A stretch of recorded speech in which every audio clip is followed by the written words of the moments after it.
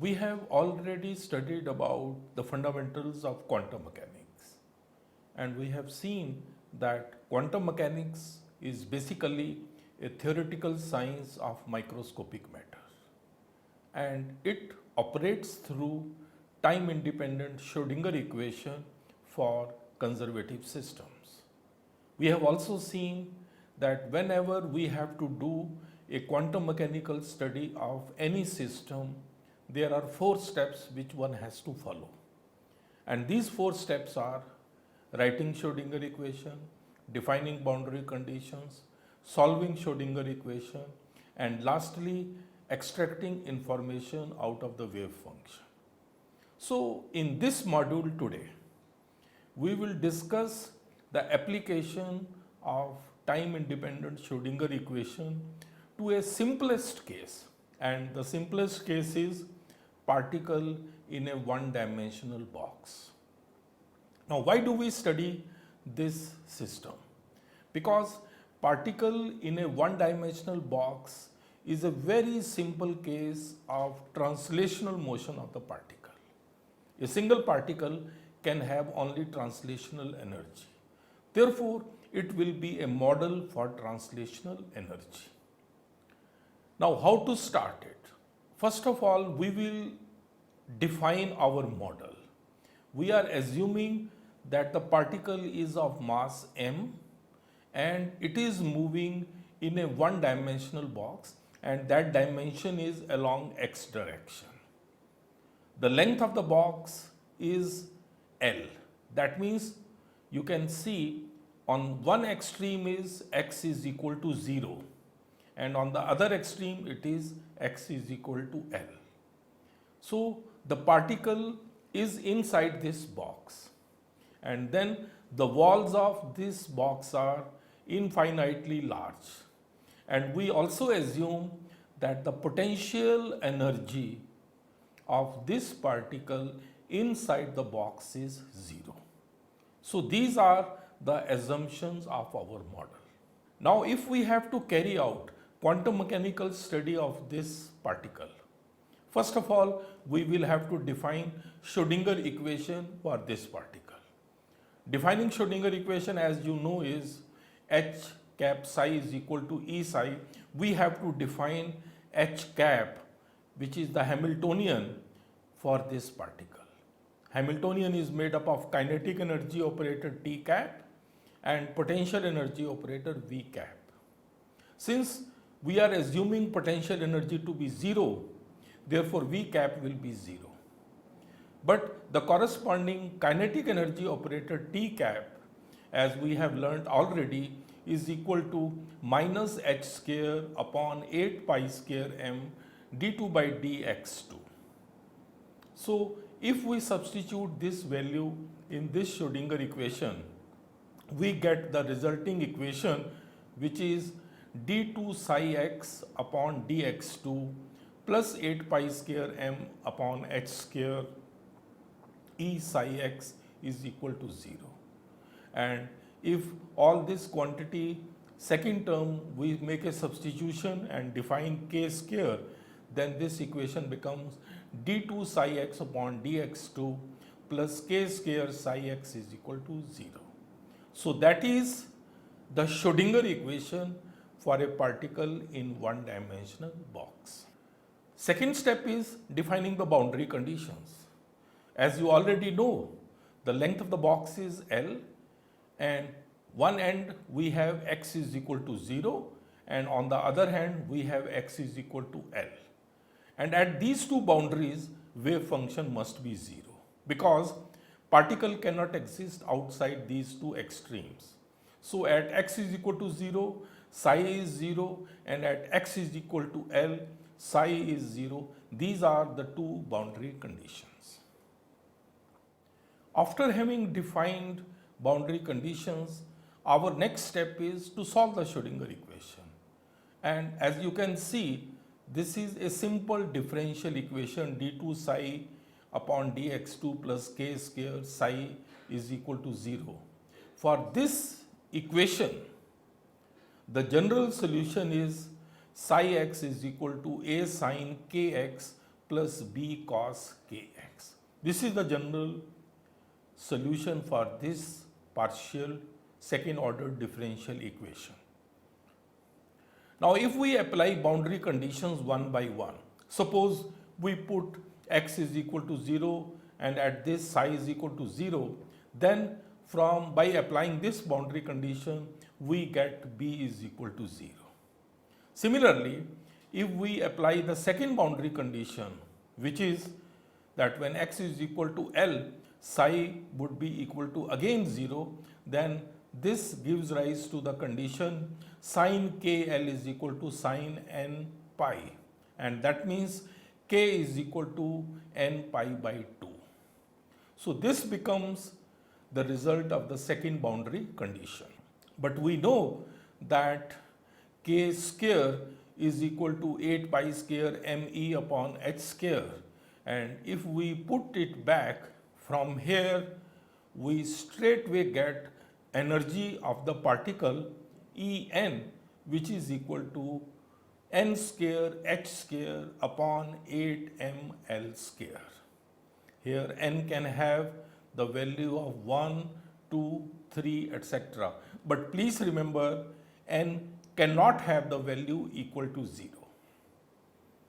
After finding out the energy, our wave function becomes psi nx is equal to a sin n pi x upon L. Now we need to determine the value of a, and we know it very well, and that can be done through normalization condition, because within the box the total probability has to be equal to 1. And if we apply normalization condition here, we find that ultimately a comes out to be equal to 2 by L under root. After having found out the value of a, now we get the final wave function for this particle, and that is psi nx is equal to 2 by L under root sin n pi x upon L. You can see here the wave function will vary with the value of n, and it will also vary with the value of x. These two are very important things. Since we have found that for this particle, the total energy, which is the translational energy, is given by h square upon 8ml square, we can see here these are the corresponding energy levels. The ground state will be one which will correspond to n is equal to 1, then next state will be n is equal to 2. So in this way we can get the various energy levels. Please remember that n is equal to 0 is not allowed, because if n would be 0, then the translational energy of the particle will be 0, and that's not possible, because particle is confined in a box, and if its energy or if its kinetic energy is 0, then it will violate Heisenberg uncertainty principle. Since we have also found out the corresponding wave function, here we can also show how the wave functions will vary. We have already learned earlier that wave function is probability amplitude, and the wave function square or wave function into wave function complex conjugate, which has to be a real quantity, is the probability density. So in this figure we have the plots of the wave function as well as plots of the probability density. You can see in the left hand side for the ground state how the wave function looks. Then for n is equal to 2, there is one node in the middle of the box, and in n is equal to 3, there are two nodes. But when we plot the corresponding probability density, which is the square of this wave function, these all become positive, and that is represented on the right hand side. One thing which is very obvious, that in the plot you can say, if you are making a plot of the wave function for nth state, it will have n minus 1 nodes. Just as you see in n is equal to 3, there are two nodes. Now one thing is very clear here, that as n increases, energy increases, wave function changes, and one thing more which is important is that wave function is independent of the mass of the particle. Wave function depends only on the length of the box. In this figure you can see that as the value of n increases, the probability density distribution becomes more and more uniform. You can see that at very high values of n, there will be many maxima. So that means for n being very, very large, the distribution or probability distribution of the particle inside the box will become more or less uniform. This is very, very important.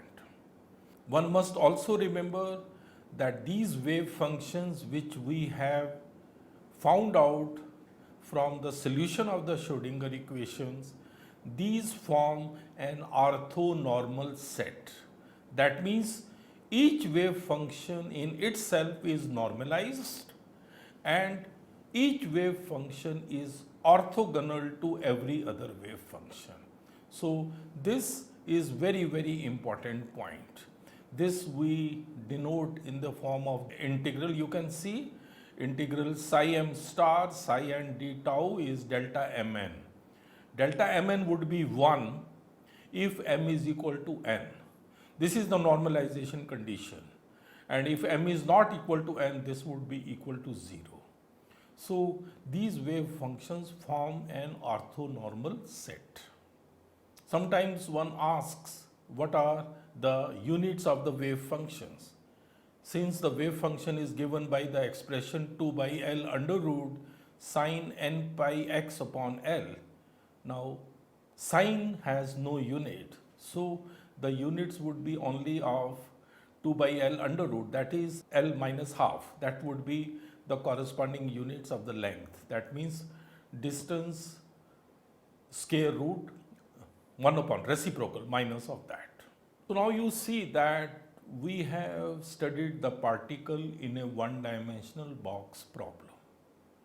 We have got the wave function, we have got the energy, we find that the energy is quantized, we find that the wave function, how it looks, how it is represented, and how does the corresponding probability density distribution looks.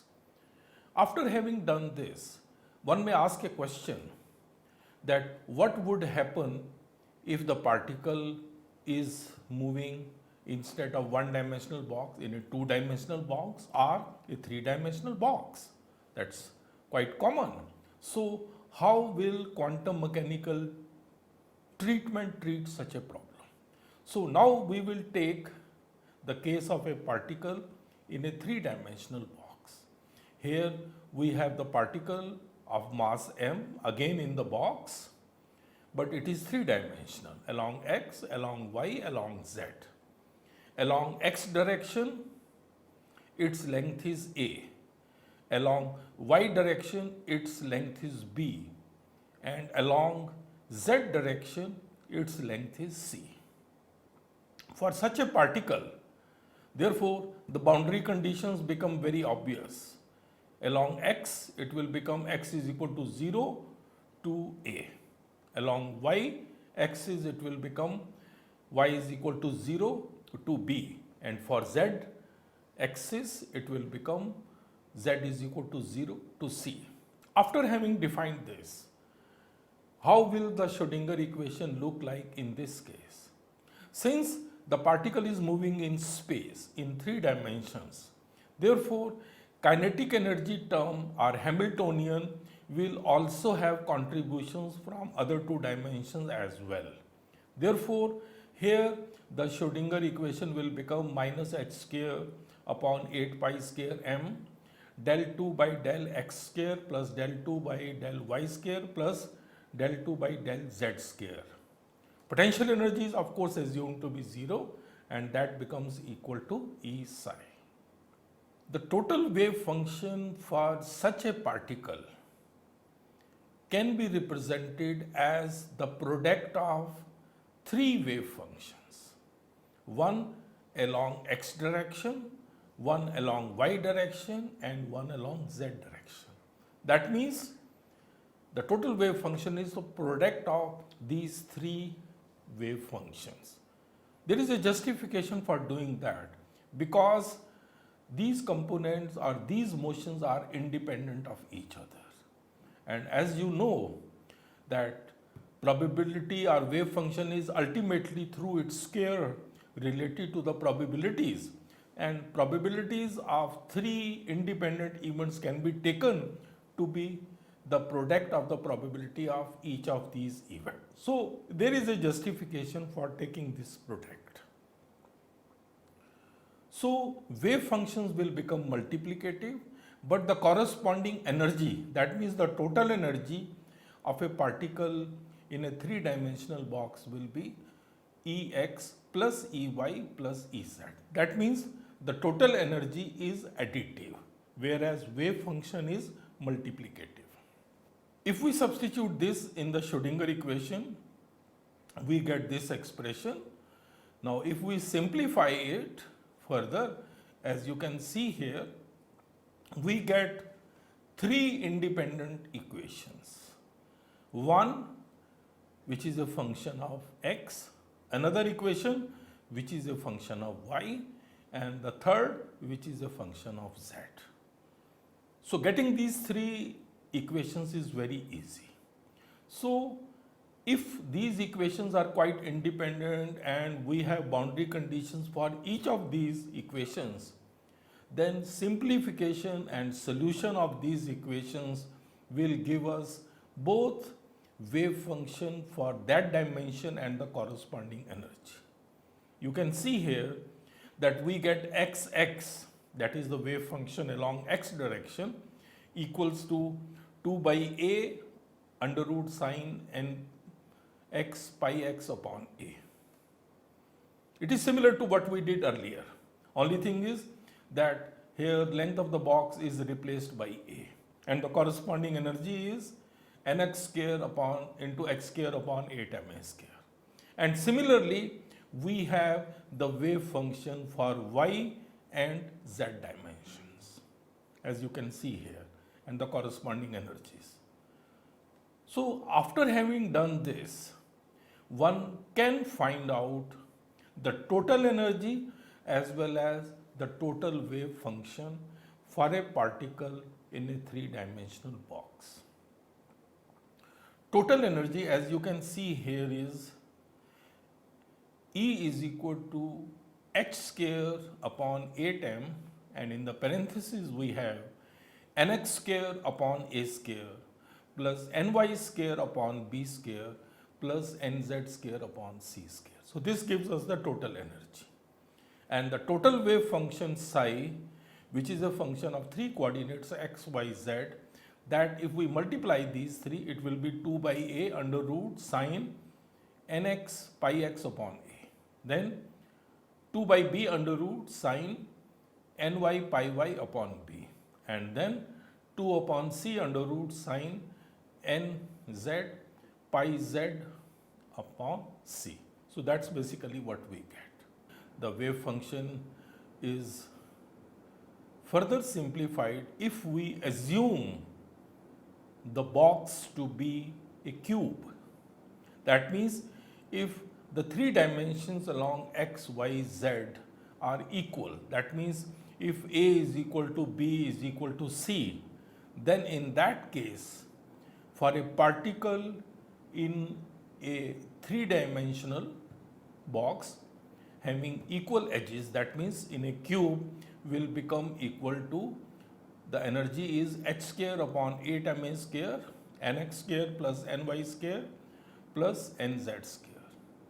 And the corresponding energy, as you can see here, is psi xyz is equal to 8 upon 8 upon a cube under root sine nx pi x upon a sine ny pi y upon b.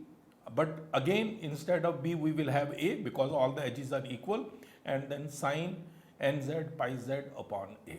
So this is the corresponding wave function for a particle in a cube of length a.